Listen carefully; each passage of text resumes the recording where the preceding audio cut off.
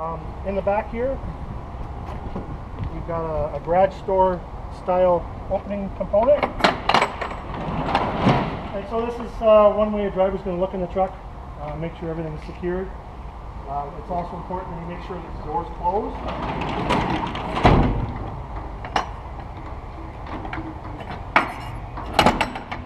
At the back of the vehicle, and this would be at the back of the truck as well, we're looking at different lighting components here.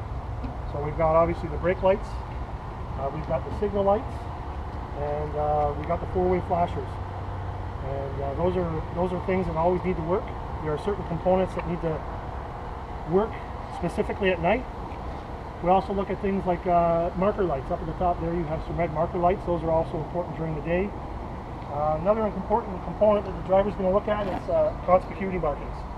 This is very important. Along the side of the truck you'll also see conspicuity markings from front to back. And basically what that does is, a lot of these white trailers, they're going to reflect the light at night.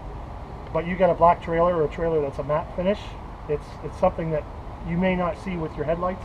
When you hit a headlight on one of these in the middle of the night, these things glow and make you highly visible. Very important to check those as well. And back on the other side, we've got more tires, more wheels. Nothing's changed there. Underneath the truck, it may be a little bit hard to see, but typically there are going to be belly hoses. So we saw that the airline's connected from the truck to the trailer earlier on, and then they're going to bring the airlines all the way back to these brakes, and each one of these brakes is going to have a brake pod on it, and the airlines are going to be connected to that. And drivers are required to also go under and look at the brakes. They're going to be checking things like suspension. This truck has airbags.